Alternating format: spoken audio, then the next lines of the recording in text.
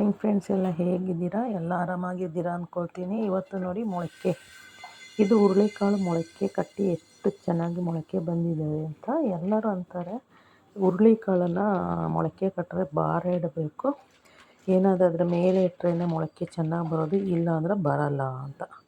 ಏನಿಲ್ಲ ಫ್ರೆಂಡ್ಸ್, ನಾನು ಒಂದು ದಿನ ಫುಲ್ಲು ನೀರಲ್ಲಿ ನೆನೆಸ್ಬಿಟ್ಟಿದ್ದೆ. ಒಂದು ದಿನ ಫುಲ್ಲು ನೀರಲ್ಲಿ ನೆನೆಸಿ ಆಮೇಲೆ ಅದನ್ನ ಒಂದು 2 ಅವರು ನೀರೆಲ್ಲ ಹೋಗಕ್ಕೆ ಬಿಟ್ಟಿದ್ದೆ. ಆಮೇಲೆ ಫಿಲ್ಟ್ರ್ ಬಟ್ಲು ಇರುತ್ತಲ್ಲ, ಅದರಲ್ಲಿ ನೀರೆಲ್ಲ ಹೋಗಕ್ಕೆ ಬಿಟ್ಟಿದ್ದೆ. ಆಮೇಲೆ ಏನು ಮಾಡಿದೆ ಅಂದರೆ ನೋಡಿ, ಈ ಥರ ಪಾತ್ರೆ, ಈ ಥರ ಬಟ್ಲಲ್ಲಿ ನೋಡಿ ಎಲ್ಲ ಮೊಳಕೆ ಈ ಥರ ಬಟ್ಲು, ಇದು ಸ್ಟೀಲ್ ಇರುತ್ತೆ, ಪ್ಲಾಸ್ಟಿಕ್ ಇರುತ್ತೆ. ಈ ಥರ ಬಟ್ಲಲ್ಲಿ ನಾನು ಹಾಕಿ ಒಂದು ದಿನ ಇಟ್ಟೆ. ಒಂದು ದಿನ ಇಟ್ಟು ತೆಗೆದು ನೋಡಿದ್ರೆ ಏನು ಭಾರ ಇಟ್ಟಿಲ್ಲ, ಸುಮ್ಮನೆ ನೋಡಿ, ಇದು ಸುಮ್ಮನೆ ಒಂದು ತಟ್ಟೆ ಹಿಂಗೆ ಮುಚ್ಚಿಟ್ಟಿದೆ ಅಷ್ಟೇ.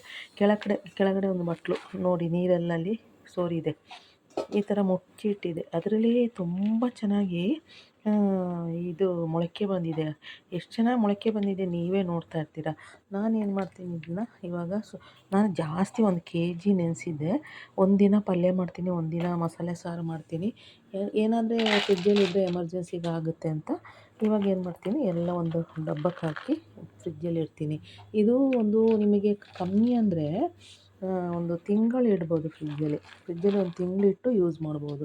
ಸೊಪ್ಪು ಹಾಕಿ ಪಲ್ಯ ಮಾಡ್ಬೋದು, ಬಸ್ಸಾರು ಮಾಡ್ಬೋದು, ಮಸಾಲೆ ಸಾರು ಮಾಡ್ಬೋದು, ಹುಳಿ ಸಾರು ಮಾಡ್ಬೋದು. ನಾನಿವಾಗ ಬಾಕ್ಸಲ್ಲಿ ಹಾಕಿ ಒಂದು ಬಾಕ್ಸ್ ಫುಲ್ ಇಟ್ಬಿಡ್ತೀನಿ. ಮಿಕ್ಕಿದ್ದು ನಾನು ಮಸಾಲೆ ಸಾರು ಪಲ್ಯ ಏನಾದರೆ ಸಪ್ರೇಟ್ ಇಟ್ಕೊಳ್ತೀನಿ. ನೋಡಿ, ಇದು ಹಿಂಗೆ ಇಟ್ಟು ಆಮೇಲೆ ಮುಚ್ಚಳ ಮುಚ್ಚಿ ಅದಕ್ಕೆ ಫ್ರಿಜ್ಜಲ್ಲಿ ಇಟ್ಬಿಡ್ತೀನಿ. ನೋಡಿ ಎಷ್ಟು ಚೆನ್ನಾಗಿ ಮೊಳಕೆ ಬಂದಿದೆ, ನೀವೇ ನೋಡ್ತಾ ಇದ್ದೀರಲ್ಲ. ಎಷ್ಟು ಚೆನ್ನಾಗಿರುತ್ತೆ ಅಂದರೆ ಅಷ್ಟು ಚೆನ್ನಾಗಿರುತ್ತೆ. ನೀವು ಇದೇ ಥರ ಮಾಡಿ.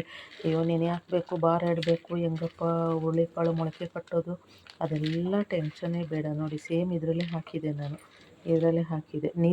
ನೀರಿಗೆ ಹೋಗಿ ಅಲ್ಲೇ ಮೊಳಕೆ ಬಂದುಬಿಟ್ಟಿದೆ. ಎಷ್ಟು ಚೆನ್ನಾಗಿ ಮೊಳಕೆ ಬಂದಿದೆ ಅಂತ ನೀವೇ ನೋಡ್ತಾ ಇದ್ದೀರಾ, ನಾನೇನು ಸುಳ್ಳು ಹೇಳ್ತಾ ಇಲ್ಲ. ಎಷ್ಟು ಚೆನ್ನಾಗಿ ಮೊಳಕೆ ಬಂದಿದೆ. ಈ ಥರ ಬಟ್ಲಲ್ಲಿ, ನೀವು ಸ್ಟೀಲ್ ಬಟ್ಲಲ್ಲಿ ಹಾಕ್ಬೋದು, ಯಾವುದ್ರಲ್ಲಾದರೆ ಹಾಕ್ಬೋದು ಫ್ರೆಂಡ್ಸ್, ಮೊಳಕೆ ಬರುತ್ತೆ.